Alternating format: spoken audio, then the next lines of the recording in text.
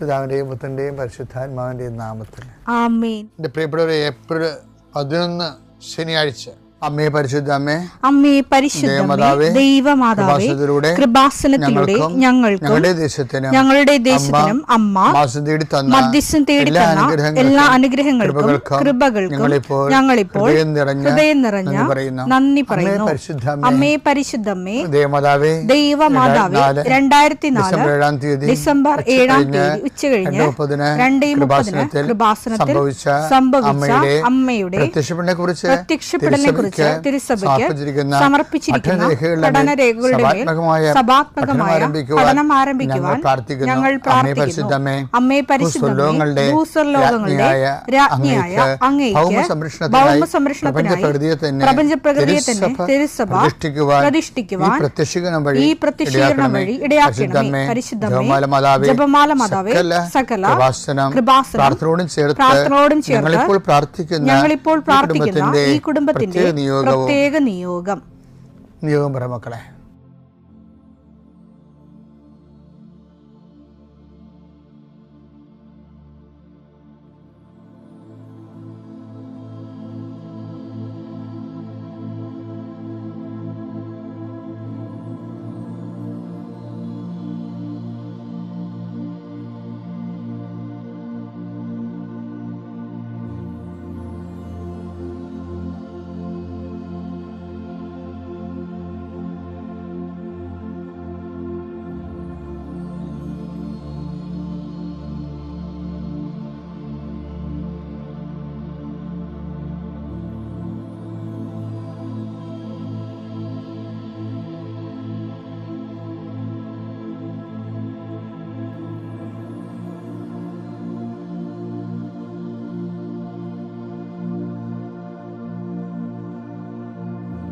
അമ്മയുടെ പ്രത്യക്ഷീകരണത്തിന്റെ ഈ അനുഗ്രഹവേളയിൽ ഞങ്ങൾക്ക് സാധിച്ചു തരുവാൻ കനിയണമേ. ആമേൻ. വിശ്വാസ പ്രമാണം. സർവശക്തനായ പിതാവും ആകാശത്തിന്റെയും ഭൂമിയുടെയും സൃഷ്ടാവുമായ ദൈവത്തിൽ ഞാൻ വിശ്വസിക്കുന്നു. അവിടുത്തെ ഏകപുത്രനും ഞങ്ങളുടെ കർത്താവുമായ ഈശോ മിശിഹായിലും ഞാൻ വിശ്വസിക്കുന്നു.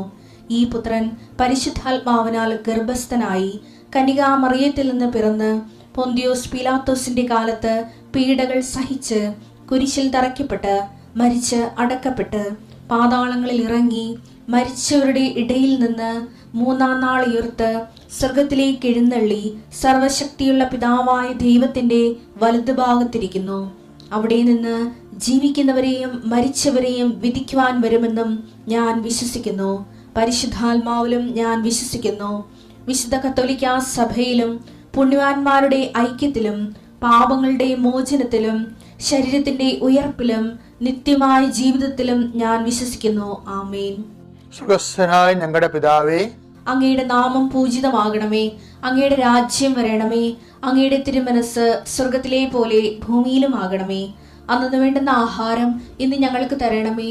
ഞങ്ങളോട് തെറ്റ് ചെയ്യുന്നവരോട് ഞങ്ങൾ ക്ഷമിക്കുന്നത് പോലെ ഞങ്ങളുടെ തെറ്റുകൾ ഞങ്ങളോടും ക്ഷമിക്കണമേ. ഞങ്ങളെ പ്രലോഭനത്തിൽ ഉൾപ്പെടുത്തരുതേ, തിന്മയിൽ ഞങ്ങൾ രക്ഷിക്കണമേ. ആമേൻ. നന്മ നിറഞ്ഞ മറിയമേ, സ്വസ്തി.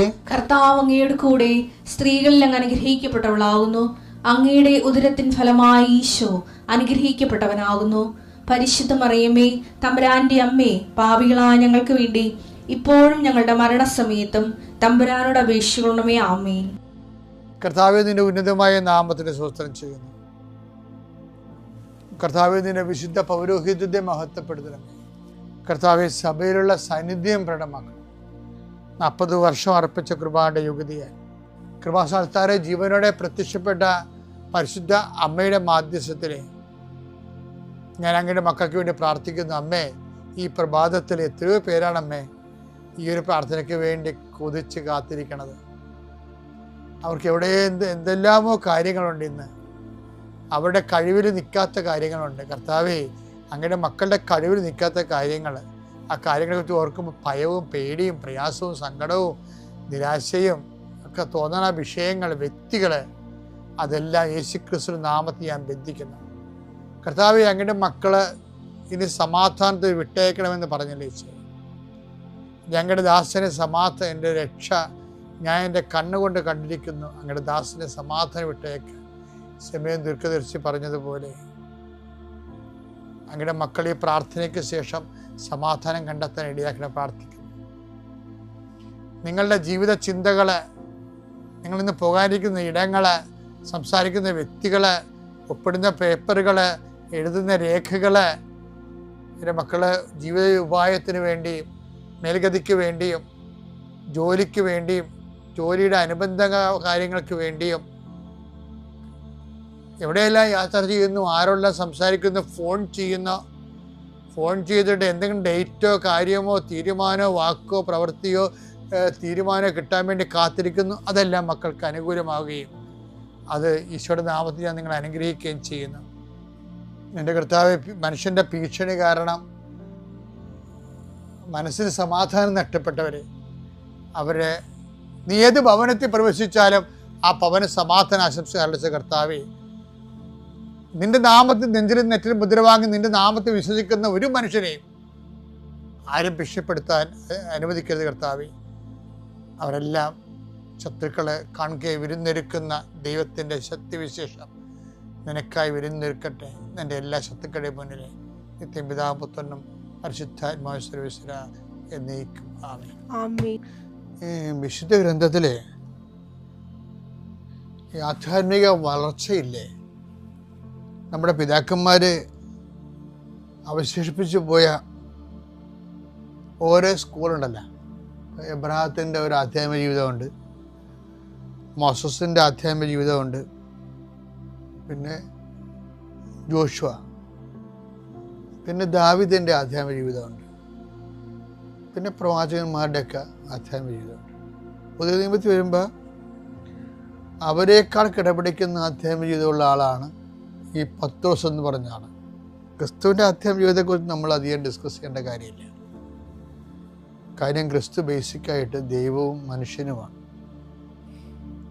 നിങ്ങൾ എന്ത് പറഞ്ഞാലും, ക്രിസ്തുവിനെ കുറിച്ച് നിങ്ങൾ എന്ത് പറഞ്ഞാലും ഉടനെ നിങ്ങൾ പറയും ഈശോ ദൈവമല്ലേ, നമുക്കത് പറ്റുവാന്ന് ചോദിക്കും.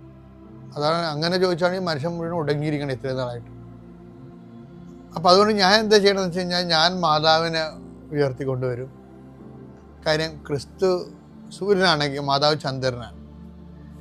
ആ പ്രകാശം അടിച്ചാണ് നമുക്ക് പ്രകാശം ലഭിക്കുന്നത്. അതുപോലെ തന്നെയുള്ള വലിയ നക്ഷത്രങ്ങളാണ് ഈ പത്രോസ് എന്നൊക്കെ പറയുന്ന ആൾ. പത്രോസിൻ്റെ ആധ്യാത്മികത എന്ന് പറയുന്നത് നമുക്കൊരു വെല്ലുവിളിയാണ് ശരിക്കും. ഇന്നലെയൊക്കെ നമ്മൾ കണ്ട എന്താ, ആ മുടന്തൻ കൈ നീട്ടുന്നു. എപ്പോഴാണ്? കാലണ കയ്യിലില്ല. പക്ഷെ കാലണ കയ്യിലില്ല. അപ്പം നമ്മുടെ അടുത്താണ് കാലണ ഇല്ലെങ്കിൽ നമ്മൾ തന്നെ പറയും, എൻ്റെ കൊച്ചെ വിഷം മേടിക്കാൻ കഴിവൊരു ഇന്ത്യയിൽ എന്ന് പറഞ്ഞിട്ട് നമ്മൾ ഒരാൾ അളിഞ്ഞ മോന്തയും വെച്ച് പോകും. അത് വിശ്വാസ ജീവിതം അല്ലല്ലോ. ചേട്ടാ ഇപ്പം ഇല്ല, പക്ഷേ എനിക്ക് കിട്ടും, കർത്താവിലേക്ക് തരും, അപ്പം ഞാൻ തരാം, നല്ല വാക്ക് പറഞ്ഞു പോകണ്ടേ. ആത്മീയ ജീവിതം അതിൻ്റെ പ്രതിഫലിപ്പിക്കുന്നതിൽ നിന്നാണ് ആത്മീയ ജീവിതം നമുക്ക് എടുക്കുന്നത്. അല്ലാതെ കൊച്ചെ എനിക്ക് തന്നെ വിഷം മേടിക്കാൻ കാജിലായിരിക്കുകയാണ്, പിന്നെയാണ് നിനക്കെന്നും പറഞ്ഞുകൊണ്ട് നമ്മൾ സാധാരണ മനുഷ്യർ ഇങ്ങനെ, അത് ഒരു ദൈവത്തെ തള്ളിപ്പറച്ചൽ തന്നെയാണത്, അങ്ങനെ നെഗറ്റീവായിട്ട് സംസാരിക്കണത്. പത്തോസം പക്ഷെ അങ്ങനെ നെഗറ്റീവായിട്ടല്ല ജീവിതത്തെ കാണുന്നത്. അങ്ങനെ പറയും, പൊന്നും വെള്ളിയൊന്നും എൻ്റെ ഇല്ല, അതുകൊണ്ട് കാര്യമൊന്നുമില്ല, പക്ഷെ എനിക്കുള്ള ഞാൻ നിനക്ക് തരും, നസ്രായന യേശുവിൻ്റെ നാമം എന്ന് പറയും. പക്ഷെ എന്നെ അതൊന്നും അല്ല ബാധിച്ചത്. എന്നെ ബാധിച്ചത് ഈ മനുഷ്യന് കാപ്പി കുടിക്കാൻ കാശില്ലാത്തൊരു കാലമാണ്. കാലം എന്താ, കാശിങ്ങയുടെ കയ്യിൽ ഇല്ലായിരുന്നേ. പണ്ട് ഞാൻ ഇസ്രയേലിൽ ചെന്നപ്പോഴേ അവിടുത്തെ ടൂറിസ്റ്റുകൾ ഗൈഡുമാർ നമ്മളെ പത്തോസിനെ വീട്ടിൽ കൊണ്ടുപോകും. എന്നിട്ട് പിന്നെ പടിഞ്ഞോട്ട് പോയി ഗലീല കടത്തിയെടുത്തുള്ള അദ്ദേഹത്തിന് 2 വള്ളങ്ങളെ കാണിച്ചു തരും. നമുക്കും അറിയാം, അവർക്കും അറിയാം, അത് ആ വള്ളങ്ങൾ അവരുടെ പത്തോസിൻ്റെ വള്ളങ്ങളല്ല. പക്ഷെ പത്തോസിന് 2 വള്ളങ്ങൾ ഉണ്ടായിരുന്നുള്ള പാരമ്പര്യത്തിൽ നിന്ന് ഒരു 2 പഴയ വള്ളങ്ങൾ അതിനു വേണ്ടി വെച്ചിരിക്കുന്നവർ നമ്മളെ കാണിക്കാൻ വേണ്ടി. അപ്പം നമുക്ക് മനസ്സിലാകും പത്തോസ് നല്ല തൊഴിലുടമയായിരുന്നു, കടലിലെ ജോലിക്ക് നല്ലൊരു സംരംഭകനായിരുന്നു, കുറേ കാശൊക്കെ ഉണ്ടായിരുന്ന ആളാണ്, കുറേ തൊഴിലാളികളെയൊക്കെ പോറ്റിക്കൊണ്ട് നടന്ന ആളാണ്.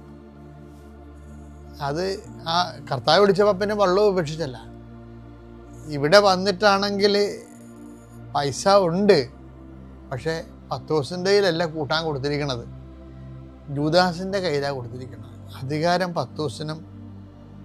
ഞാൻ ഇടയ്ക്ക് പറയാറുണ്ട്, താക്കോല് പത്രോസിനും പെട്ടി യൂദാസിനും. അങ്ങനെയല്ലേ, പെട്ടി താക്കോലെല്ലാം അവൻ്റെ കയ്യിൽ തന്നെ ഇരുന്നു. എന്നാൽ ഒതുങ്ങി ജീവിച്ച്, അധികാരം ഉണ്ടെങ്കിലും എല്ലാവരും ആശ്രയിക്കുന്നത് ഇങ്ങനെയാണെങ്കിലും തൻ്റെ ആ ഒരു ദാരിദ്ര്യത്തിൻ്റെ അരൂപിയിൽ വളരെ വീറോടും വാശിയോടും കൂടി ജീവിച്ചു. അപ്പം ഇപ്പോഴെന്ന് വെച്ചാൽ ഇപ്പം കർത്താവും ഇല്ല, കാലണയും. ഇപ്പം പശുവും ചത്ത് മോരിലെ പുളിയും കെട്ടെന്ന് പറയത്തില്ല, ആ ഒരു അവസ്ഥയാണ് പത്രോസ്. എന്നിട്ടും വിശ്വാസം വിട്ടുകൊടുക്കത്തില്ല. എന്താ പറയും, ഈ മുടന്തം കൈതിരി പറയും, ഞാൻ തന്നെ ഇന്ന് ചായ ഒന്നും കുടിച്ചിട്ടില്ല, പൊന്നും വെള്ളിയും ഒന്നും എൻ്റെ കയ്യിലില്ല, പക്ഷേ എനിക്കുള്ളത് ഉണ്ട്, ഒരാളുണ്ട്.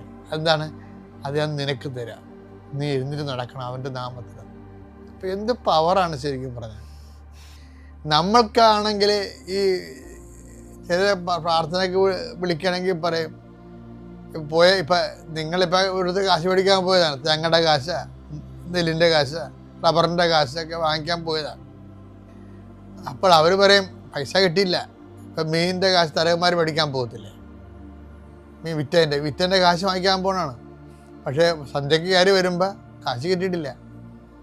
അപ്പോൾ നിങ്ങളെ പ്രാർത്ഥനയ്ക്ക് വിളിക്കും, എന്നാൽ പ്രാർത്ഥനയ്ക്ക് അതിന് കാശ് കിട്ടില്ല, പ്രാർത്ഥനയ്ക്ക് സമയമായില്ല, എന്നാൽ പ്രാർത്ഥിക്കാമെന്ന് വൈഫ് പറയും നിങ്ങൾ പ്രാർത്ഥിക്കുക എന്നും പറഞ്ഞ് ഇയാൾ അവിടെ പോയി കിടക്കും. ഇത് തന്നെയായിരുന്നു നിങ്ങൾ. ഇപ്പോൾ നിങ്ങൾക്ക് വിസ കിട്ടിയില്ലെങ്കിൽ നിങ്ങൾ ഉടനെ അയ്യോ ഏതായാലും കിട്ടിയില്ല, ഞാൻ വിസ കിട്ടിയെങ്കിൽ ഞാനിന്ന് അവിടെ ഇരുന്നേനെന്നൊക്കെ പറഞ്ഞുകൊണ്ടിരുന്നത് നിങ്ങൾ ഡൗണായി വേണേൽ പള്ളിയിലും പോകത്തില്ല. ഇതുപോലെ തന്നെ പരീക്ഷയ്ക്ക് മാർക്ക് കുറഞ്ഞാൽ എന്തെങ്കിലും നിങ്ങൾക്ക് സംഭവിച്ചാൽ ദൈവത്തിന് പണി കൊടുക്കുന്ന കാര്യത്തിൽ യാതൊരു ഡൗട്ടും ഇല്ല. എൻ്റെ മക്കളെ ഇത് വലിയൊരു ഗതികേടാണ്. എന്താ കാര്യത്തിൽ ഇങ്ങനെ ഏതെങ്കിലും ഒരു തകർച്ചയിൽ ദൈവത്തെ മറന്ന്, പ്രാർത്ഥന മറന്ന്, 10 ദിവസത്തിൻ്റെ കൂടെ വിനോദമാണ്. കർത്താവും മരിച്ചു, കയ്യിലെ കാശും പോയി, എല്ലാവരുമൊക്കെ ഓരോ വഴിക്ക് പോയിട്ടും 10 ദിവസം ആ ജെറുസലേം വിട്ടുപോകാതെ, ആ പ്രാർത്ഥനാ സമയം വിട്ടുപോകാതെ, പ്രാർത്ഥനയുടെ സമയത്ത് 9-ാം മണിക്കൂറിൽ ആ മനുഷ്യൻ പ്രാർത്ഥിക്കാൻ പോയേ. അതാണ് 10 ദിവസം. പിന്നെ എങ്ങനെയാണ് ഈശോ അവരുടെ അടുക്കെന്ന് മാറണത്? മാറത്തില്ല ഒരിക്കലും. ദൈവം നിങ്ങളുടെ അടുക്കെന്ന് മാറിയിട്ടുണ്ടെങ്കിൽ നിങ്ങളുടെ കയ്യിരിപ്പ് കൊണ്ടാണത്. കയ്യിരിപ്പൊന്നുമല്ല, പച്ചക്ക് പറയാം, നിർവികേട് കൊണ്ടാണ് നിങ്ങളുടെ. ഒരു സംശയമില്ല കാര്യം. അല്ലെങ്കിൽ ഇപ്പം ഈ പറഞ്ഞില്ലേ, റബ്ബറിൻ്റെ കാശ് കിട്ടിയില്ല, നാളെ തരാമെന്ന്, അടുത്ത ആഴ്ച തരാമെന്ന് പറഞ്ഞപ്പോൾ ഈ മനുഷ്യൻ ഇപ്പോൾ പ്രാർത്ഥന കൂടുന്നില്ലല്ലോ, പോയി കിടക്കുകയല്ലേ. അതുപോലെ തന്നെ സംഭവം. അതുപോലെ തന്നെ മത്സ്യത്തിൻ്റെ കാര്യമായാലും കയറിൻ്റെ കാര്യമായാലും ഇതൊക്കെ തന്നെ. നമ്മളൊരു കാര്യം പ്രതീക്ഷിച്ച് ചെല്ലും, 10,000 ആശയങ്ങളും കണ്ട്, സങ്കല്പവും ചീട്ട് കൊട്ടാരവും സ്വപ്ന കൊട്ടാരവും കണ്ട് ചെല്ലും, എല്ലാം കൂടി ഇടിഞ്ഞു പൊടിഞ്ഞ് താഴെ വീഴും.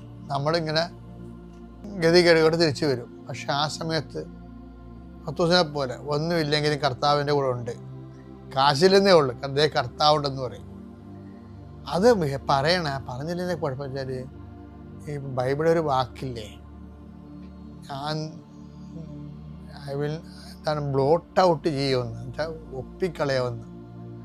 പണ്ട് ഈ മഷിയിൽ എഴുതുമ്പോഴേ ഒപ്പി മാറ്റുന്ന ഒരു പരിപാടി ഉണ്ടായിരുന്നു. ഈ മഷി കുത്തി എഴുതുമ്പോൾ ഒപ്പി മാറ്റുമല്ല. ഞാനൊക്കെ ക്ലാസ്സിൽ കൊണ്ടുപോയിട്ടുണ്ട് ഉപ്പ് കടലാസ്. അപ്പോൾ തന്നെ ഈ കുറേ ബ്ലേഡ്, എഴുതിയ സാധനം തിരുത്താൻ വേണ്ടി പരീക്ഷയ്ക്ക് പോകുമ്പോഴും ബ്ലേഡും കൊണ്ടുപോകും, അക്ഷരം വരച്ച് കളയാൻ. അന്നിങ്ങനെ മുക്കി എഴുതുകയും കുത്തി എഴുതുകയും ഡോട്ട് പെന്നോട് എഴുതുന്ന പരിപാടിയായിരുന്നു. ഞങ്ങളുടെയൊക്കെ 3-ാം ക്ലാസ്സിലൊക്കെ മുക്കി എഴുതുകയായിരുന്നു. മുക്കി എഴുതിയിട്ട് ഇങ്ങനെ ബെഞ്ചെ കുറഞ്ഞിടും, കൂടുതൽ മഷിക്കാക്കി ഇങ്ങനെ. അപ്പം കഴിഞ്ഞ ആ കാലങ്ങളിലുള്ള എല്ലാ ബെഞ്ചും നോക്കിയാൽ ഒരു 10-50 കൊല്ലം മുമ്പുള്ള ബെഞ്ചെല്ലാം മഷിയുടെ കുടച്ച് കാണാം. എല്ലാ സ്കൂളിലെയും പിള്ളേർ കുടയണാണ്. ആ ഒരു കാലം മാറി. പക്ഷേ ബൈബിൾ എന്താ പറഞ്ഞ വെച്ചാൽ ബ്ലോട്ട് ഔട്ടിനെ കുറിച്ച് പറയുന്നുണ്ട്. എന്താണ്? ഐസയാ 43:25 എന്നെ പ്രതി നിന്റെ തെറ്റുകൾ തുടച്ചു മാറ്റുന്ന ദൈവം. അപ്പൊ തുടച്ചു മാറ്റുന്ന ഒരു പരിപാടി ഉണ്ടായിരുന്നു പണ്ട്. അതിൻ്റെ അർത്ഥം എന്താണ്? നിന്റെ തെറ്റുകൾ ദൈവം തുടച്ചു മാറ്റും. പക്ഷേ എഴുതിയിട്ടിട്ടാണല്ലോ തുറക്കണത്.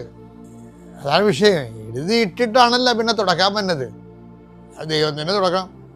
അപ്പോൾ വല്ലതും ദൈവം എഴുതിയിട്ടുണ്ടെന്ന് നോക്കണം കേട്ടാ. തക്ക സമയത്തെ ദൈവത്തിന് ഇങ്ങനെ ഭൗതികമായ സാഹചര്യങ്ങളൊക്കെ കിട്ടാതെയും പരീക്ഷയ്ക്ക് തോറ്റും അല്ലെങ്കിൽ വേറെ എന്തെങ്കിലും പനിയും തലവേദനയൊക്കെ വന്നപ്പോൾ പ്രാർത്ഥന ഇല്ലാതെ ദേവാലയത്തിൽ പോകാതെ ദൈവത്തെ മറന്ന് ജീവിച്ചിടാൻ നോക്കണം. അതെല്ലാം കാര്യം ദൈവം എഴുതിയാലുള്ള കുഴപ്പമെന്ന് വെച്ച് കഴിഞ്ഞാൽ നമുക്ക് നേരെ തുടക്കാൻ പറ്റത്തില്ല. ദൈവത്തിന് തുടക്കാൻ പറ്റത്തുള്ളൂ. അപ്പം ദൈവത്തിനെ കൊണ്ട് തുടപ്പിക്കേണ്ടതിന് അതിന് ദൈവമായിട്ട് അത്ര അടുപ്പം വേണം, അടുപ്പം തിരിച്ചു വരണം, അല്ല വേറെ മാർഗ്ഗമില്ല. ഏശയ്യാ 43:25 എന്നെ പ്രതി നിന്റെ തെറ്റുകൾ തുടച്ചു മാറ്റുന്ന ദൈവം ഞാൻ തന്നെ. അപ്പൊ ദൈവമാണ് തുടച്ചു മാറ്റേണ്ടത്.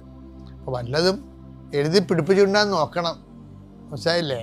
നമ്മൾ പത്രോസിന്റെ പോലെ പരാജയമാണെങ്കിലും കർത്താവിൻ്റെ നാമത്തിൽ വിശ്വാസത്തോടെ മുന്നേറാൻ കഴിയണം. പിതാവിൻ്റെയും പുത്രൻ്റെയും പരിശുദ്ധാത്മാവിൻ്റെ നാമത്തിൽ.